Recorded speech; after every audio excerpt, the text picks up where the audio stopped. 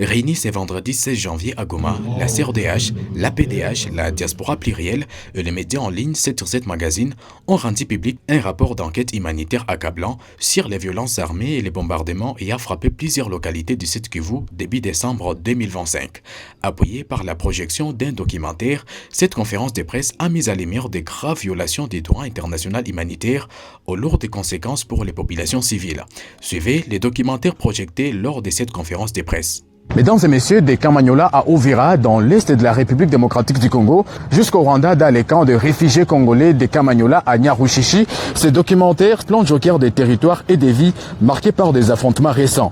Entre destruction, déplacement des populations et tensions communautaires, notre reportage donne la parole aux civils et observe sur le terrain, au-delà des frontières, les conséquences humaines et sociales d'un conflit qui a profondément bouleversé le quotidien. Dans cette région, à la croisée de la RDC, du Rwanda et du Burundi, les populations tentent aujourd'hui de se reconstruire. Bienvenue.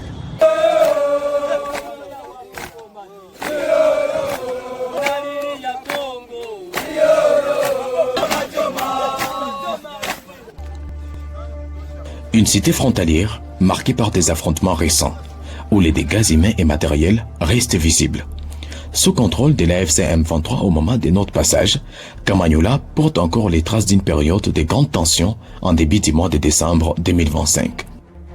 Sur place, le chef de la cité que nous raconterons évoque le pilonnement qui selon lui s'est révenu à la fois des positions situées du côté Burundi et de Luvungi en territoire congolais, où étaient déployés les FARDC et leurs alliés. Les bombes étaient en train de tomber ici, en provenant de l'autre côté au Burundi. Ils nous expliqueront un jour pourquoi ils ont voulu tuer les fils des filles de Kamanyola, pourquoi ils ont voulu nous endayer comme ça. Kamanyola, rappelons-les, se trouve en République démocratique du Congo, à la croisée des frontières avec le Rwanda et le Burundi. Nous étions dans l'abri là-bas, quelque part, en train d'observer, avec une œil impuissant. L'antenne Vodacom brûlait suite aux zombies qui étaient vers les territoires voisins, vers le pays voisin, le Burundi. Voilà, comme vous venez de voir ici. Vous voyez l'impact, hein? Voilà, c'est là où... Espérons qu'il n'y a pas de danger sur. On avance encore. On ne sait pas encore parce que... Vous ne savez pas encore. Les techniciens n'ont pas encore arrivé ici. Vous voyez, c'est ça. C'est ça, là où le bombardement. Voir les transferts qui a été impacté aussi. Pas même les transferts, les générateurs ont été impactés, le bas des réseaux impacté. Donc Kamanyola est complètement isolé pour le moment en termes de communication. Parce qu'ici on n'avait que des antennes RTL et Vodacom. En parcourant la cité, nous découvrons les habitations détruites. Les témoignages recueillis auprès des proches des victimes font état des pertes de civils importantes. Ici, les mots sont souvent hésitants, le silence lourd et la douleur encore présente. La bombe est tombée ici et a explosé chez nous, causant la mort de ma belle-sœur et de ses 2 enfants, ainsi que d'un enfant de l'un de nos locataires. Mon enfant a également été blessé à la jambe. Nous les avons transportés à l'hôpital, mais les 2 enfants étaient déjà décédés. La mère aussi est morte et à notre arrivée, les médecins nous ont confirmé son décès.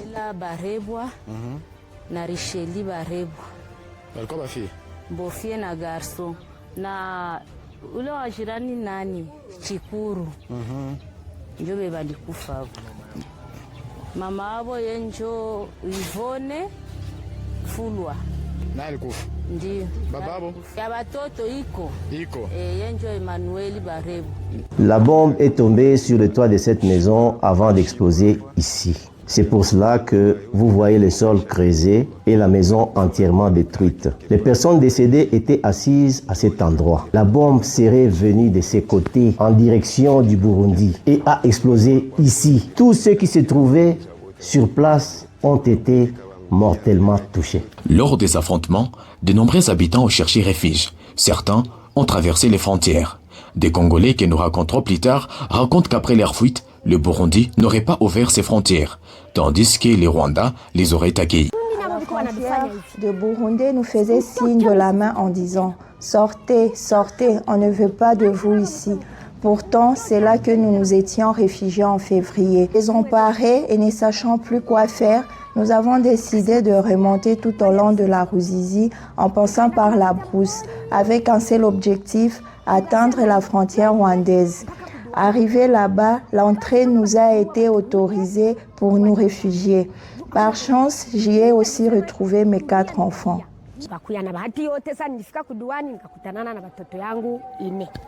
Aujourd'hui, ils vivent au camp de Nyarushishi, au Rwanda. Ils décrivent des maisons touchées à Kamanyola et des familles endeuillées.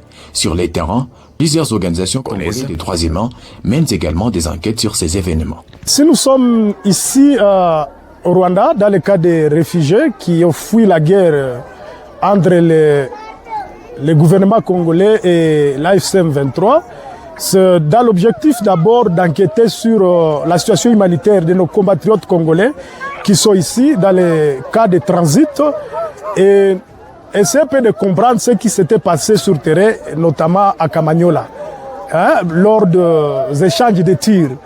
Et ce que nous venons de récolter comme information, c'est alarmant, c'est vraiment désolant et c'est une grande ou grave violation des droits de l'homme qui a été réalisée lors des échanges de tirs entre deux cas. Les informations que nous venons de recevoir contredisent tout ce qu'on était en train de suivre en RDC parce que la réalité est que les bombardements qui ont fait des dégâts à Kamanyola provenaient du côté de l'armée régulière. C'est elle, évidemment, avec ses alliés, notamment les Wazalendo, des miliciens qui ont été armés par le gouvernement central, au lieu d'être démilitarisés ou neutralisés. Les Wazalendo, il y a les FDLR et l'armée burundaise. Voilà une coalition qui bombardait la ville de Kamanyola, où il y a eu des morts parmi la population civile, entre autres des enfants et des adultes exactement.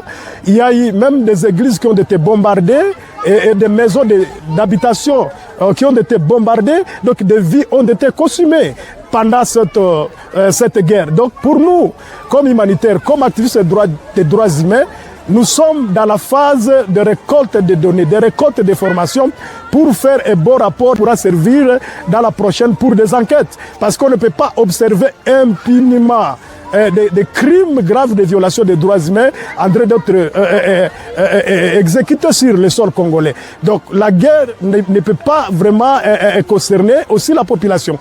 La guerre doit se passer entre les acteurs, c'est-à-dire entre la force gouvernementale coalisée et l'AFC M23. Lorsque maintenant c'est la population qui devient une cible, et là ça devient très compliqué et nous comme activistes des droits de l'homme, nous devons nous impliquer. Voilà, nous avons lancé des enquêtes et nous allons continuer, même dans d'autres coins de la province du Nord Kivu et du Sud Kivu. Depuis Kamanyola, nous prenons la route vers Uvira, distance environ 80 km. Cet axe, chargé d'histoire, porte encore les marques du conflit. Le long du trajet, les traces d'une zone autrefois active militairement sont visibles. La route est parfois dégradée, obligée à des détours. Nous traversons villages et ponts jusqu'à atteindre Uvira.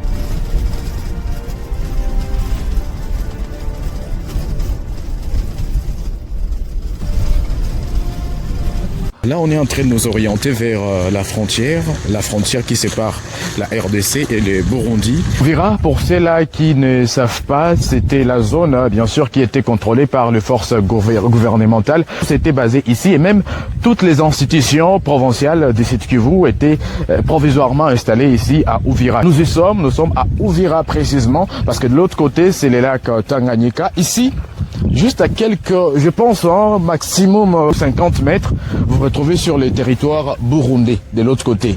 Et donc c'était la frontière qui servait en tout cas de liaison entre la population d'Uvira et celle du Burundi. Quelques personnes identifiées comme burundaises ont toutefois pu quitter les territoires congolais, car elles s'étaient déjà regroupées à la proximité de la frontière.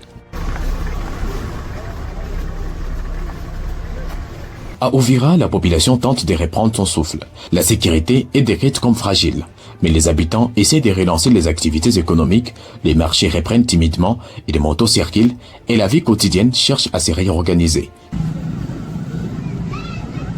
Le territoire d'Uvira est marqué par une grande diversité communautaire. Les Bafuliru, les Babembe, les Barundi, les Banyamulenge, entre autres. Une cohabitation ancienne, mais parfois difficile. Certaines communautés affirment avoir été marginalisées malgré leurs efforts pour vivre ensemble. Des membres de la communauté Banyamulenge expliquent être souvent assimilés à des étrangers, voire à des Rwandais. alors que plusieurs disent n'avoir jamais quitté la RDC. Bon, en fait, le problème s'est situé à tous les niveaux, à tous les secteurs de la vie, je peux dire, parce que Munyamulenge n'avait pas la liberté de circuler dans toute la ville. Il y a des quartiers périphériques dans lesquels Munyamulenge ne pouvait pas accéder. Et on est arrivé à une période où même des mamans étaient privées d'aller puiser de l'eau au robinet public. Il y avait des endroits où nous n'avions plus le droit d'aller. Les commerçants n'étaient plus autorisés à rester à leurs emplacements habituels. La situation s'est aggravée bien au-delà de ce que nous imaginions. Même les besoins essentiels comme puiser de l'eau au robinet public, nous en étions empêchés. On nous a privés d'eau et parfois brutalisés en nous disant que nous n'avions pas le droit de puiser de l'eau parce que nous étions des étrangers dans ce pays. Cela m'a profondément blessée d'entendre qu'on me traite d'étrangère alors que je suis congolaise. Cette situation nous a réellement traumatisés. Des jeunes filles témoignent également d'actes de stigmatisation. Certaines racontent avoir été punies publiquement en raison de leur appartenance communautaire. Antoinette, adolescente, fait partie de celles qui portent encore les marques psychologiques de ces violences. Ils sont arrivés alors qu'ils m'avaient trouvé au robinet. En me voyant, ils ont dit « Regardez une Rwandaise » puis ont commencé à me frapper. Quand d'autres personnes ont pris la fuite, ils leur ont dit de rentrer en précisant qu'ils ne les cherchaient pas, mais qu'ils visaient uniquement les Banyamulenge. Ils m'ont frappé au point que j'ai dû fuir jusqu'à la maison. En ouvrant, l'un d'eux était armé et les deux autres avaient des fouets. Durant la période d'avant, les Banyamulenge avaient peur du Wazalendo. À la vie d'un Muzalendo, ils couraient pour se cacher. C'était la réalité de la situation. En revanche, nous qui n'étions pas Banyamulenge n'avions pas de problèmes particuliers. Nous avions déjà fini de puiser et nous étions loin du robinet lorsqu'ils m'ont intercepté avec mon bidon d'eau. Ils m'ont ordonné de le faire descendre. Je leur ai répondu que je n'étais pas en mesure de le descendre seul. Il a alors dit qu'il allait me fouetter et il l'a fait. Je lui ai dit, si vous voulez que le bidon descende, vous devez le faire vous-même. Dans cette région frontalière du Rwanda et du Burundi, la question de l'identité, de l'appartenance et de la nationalité reste extrêmement sensible. À tous nos compatriotes qui ne sont pas de notre tribu Rundi, de nous comprendre comme tels, puisque nous sommes des Congolais au même pied d'égalité qu'eux. Et que notre langue, notre faciès n'est pas vraiment une raison valable pour nous exclure, pour nous discriminer, parce que lorsque les frontières de la RDC ont été tracées, nous étions déjà sur place. C'est pas nous qui sommes allés vers le Congo, mais c'est le Congo qui est venu vers nous.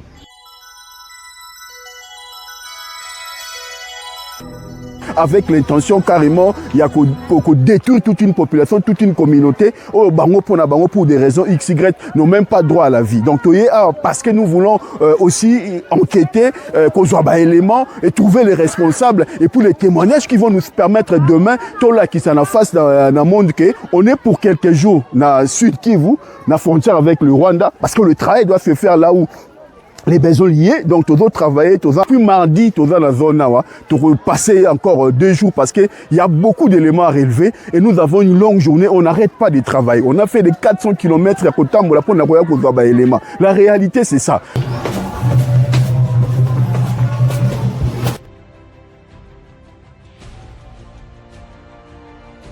Au cours de notre présence, nous assistons à la reddition de certains éléments Wazalendo qui opéraient dans la zone. Un rassemblement est organisé à Kiliba. Le porte-parole de l'AFC M23, Laurence Kanyuka, présente ses combattants comme des frères ayant choisi la voie des redditions.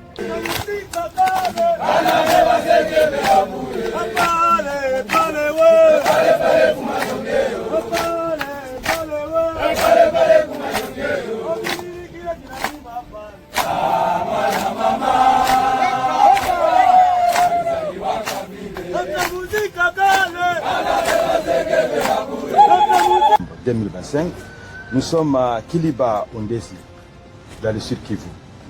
Comme vous le savez, nous sommes en période d'attaque des forces Wazalendo de partout, coalisées avec les régimes de Kinshasa, sous le label de forces des FARDC, avec les FDLR des mercenaires et les forces burundaises. Mais aujourd'hui, nous avons les Wazalendo.